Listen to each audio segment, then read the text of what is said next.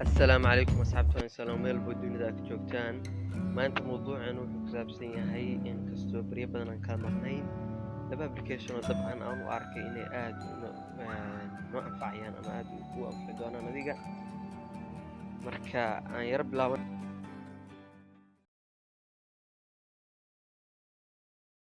haddii aan ka hormaro applicationka koowaad wuxuu noqonayaa applicationkan oo Pixlab loo yaqaano applicationkan wuxuu ka caawinayaa inaad hormariso fiidiyoyadaada ama sawiradaada ku jiraan waxyaalaha dhaqdhaqaaqo sida daruurta ama cirka daruurta aan dhehe iyo badaha iyo webiyada biyo soo daadanayo kale haddii aan asaga furno bilowno project cusub aan sameysanayaa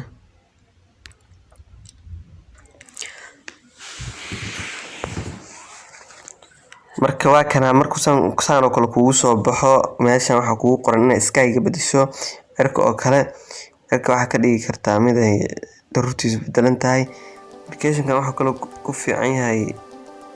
si automatically asaga isku bedelayo ama saan ka dhigaysaa ama saan hadba adigu caynka ka heshid waxa ka dhigaysaa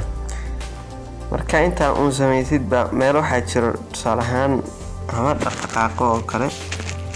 meelahaas oo kale waxa ka dhigi kartaa tusaale ahaan meeshan waxa kugu qoran animatedka meesha animatedka waxay ka caawinaysaa hadda inkastoo uu isku habboonay sawirkan haddii asaan oo kale xariijintan aad dhehdid meesha animatedka hadda saas oo kale xariijinta waxay ka dhigaysaa meeshaas inay dhaqdhaqaaqayso kale waxay ku cantaa badaha oo kale markii hirarka saas oo kale ka dhigtay hadda waxa ka dareemaysaa dhulka inuu xoogaa dhaqdhaqaaq sameynayo oo saa isku soo xoodayo ama abu saa un rabtid ba ka dhiganaysaa dhowtii dhulka oo dhan daarto inuu dhaqdhaqaaq ka dhiganaysaa laakiin wuxuu ku habboon yahay dhanka badaha uu ku habboon yahay cirkan uu kugu soconayaa dhowtii oo video hadda jooji saas weey haddii kalena saas weeye dabcan waxaa filayaa inaa in badan ah ku aragteen dad speedka xaggaana ka waxaynaysaa ama speedka kugu soconayo dabcan waxaa filayaa inaa wax mar badan aragteen video caynkan oo kale ah laakiin hadda ka bacda ninka samaysan doontaan kan labaad wuxuu noqon doonaa applicationkan gallery la dhahaa shirkadda Google la soo saadhay marka wuxuu ka caawinayaa applicationkan sawiradaada inta filter ama u adeegsan in lahayd applicationada sida PixArt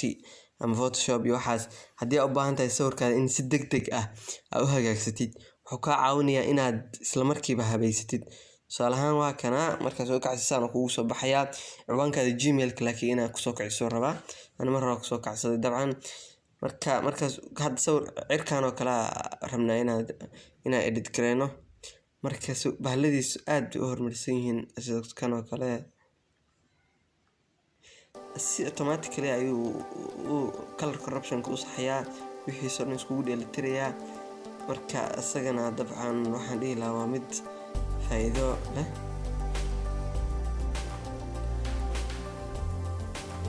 marka hadhowtii saas unba ku soo karaysanaysaa sawirkaas kugu soo baxaya midda kale wuxuu kaloo ku fiican yahay sawiradaadii hore ama waxyaalihii hore aad soo qaadatay ama sawirada kugu jiro gallery-ga waa mid ku haynaya asagu